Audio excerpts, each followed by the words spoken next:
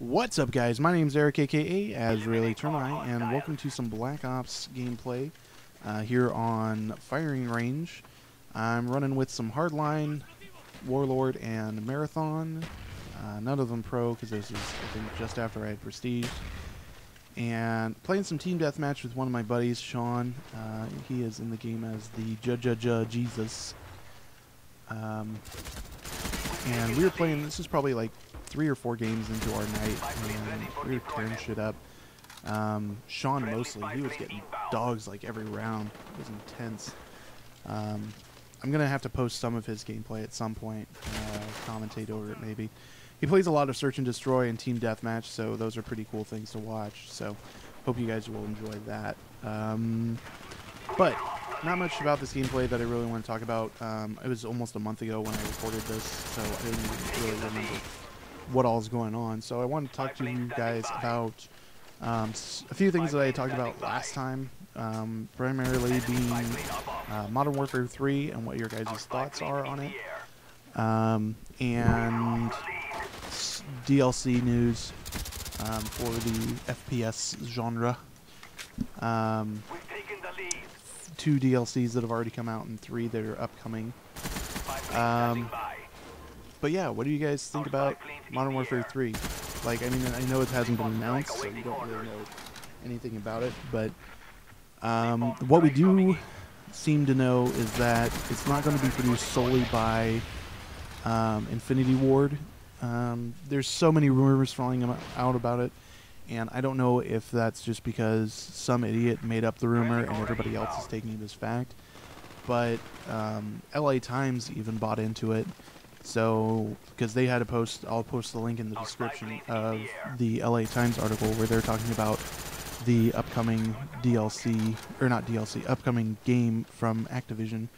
And they're pretty much saying that it's not going to be just Infinity Ward. They're saying it's also going to include, like I said last time, I think, that it's probably going to be Sledgehammer Games, and also Raven Studios is going to be doing the multiplayer. And Infinity Ward and Sledgehammer Games will be focusing on the single player. So that is what it's looking like right now. I kind of am opposed to multiple studios doing it all separately, because then you have like kind of a disconnect between the single player and the multiplayer. I can't think of a good example of what it would be, but usually it seems like if a game has multiple developers, that the developers don't communicate well enough that it creates a consistent game. And I just have this feeling that it's going to be such a disconnect between the single player and multiplayer for a Call of Duty game, which is a huge deal for a franchise like Call of Duty. So I'm kind of concerned about it, and frankly I think that Activision should just wait on releasing it and not push for a November release, which is why the other 2 studios are in there, is so that they can get in a November release date. But Activision is only worried about money and filling their fat pockets, because Call of Duty and World of Warcraft are their 2 little money grubbers. So when that's their only real sources of revenue, I guess they really have to push it. But I really am not hoping. I'm really hoping for a good game out of Modern Warfare 3, but I have a feeling it's just going to be rushed, and it's not going to be up to the standards that Call of Duty players are expecting. So I'll leave that alone. You guys can discuss it if you want, but frankly, I'm over it. Even though I'm sure I'll probably end up bringing it up at some other point. But moving on, FPS DLCs. 2 games that I don't play and don't plan on playing. Bulletstorm and Killzone 3 have already had their DLCs released.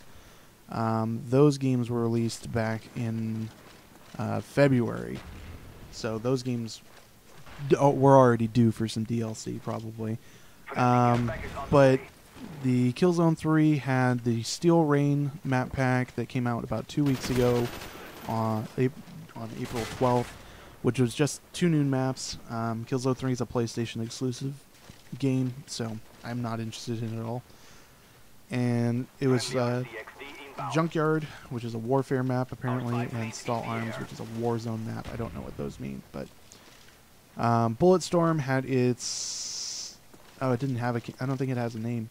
But it has 5 new maps, 3 for Anarchy mode and 2 for Echoes mode. Don't know what those are. Sewers of Stygia, Hotel Elysium, and the Villa for Anarchy mode, Crash Site, and Guns of Stygia, or whatever it is, for Echoes mode. And those are both... That's available on Xbox for 800 Microsoft points and $9.99 for PlayStation Network. I don't know if there's a cost associated, because I believe that is a PC game as well. Yes. So no idea about those, if there's a cost associated with it online. One that we already know is coming up is the Black Ops Escalation map pack, which is due out May 3rd. 5 maps for 1,200 Microsoft points as usual.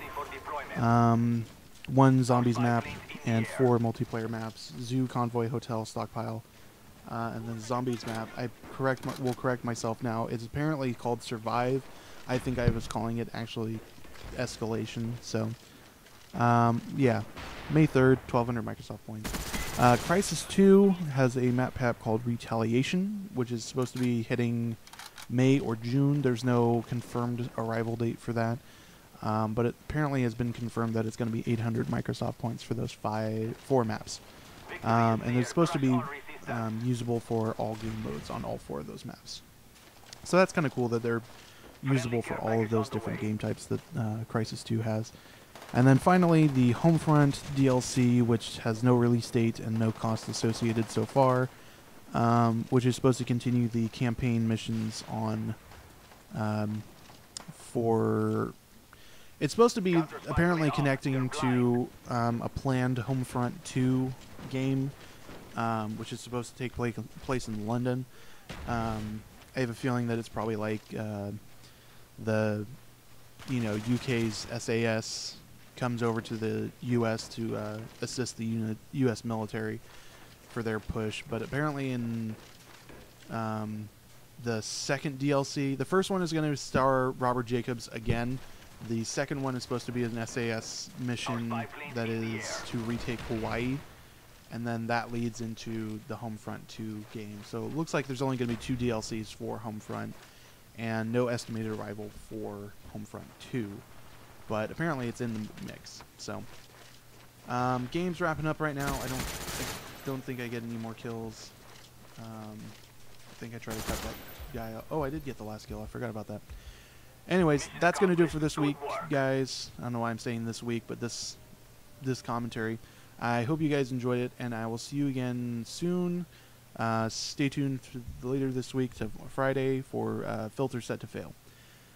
Anyways, peace, guys.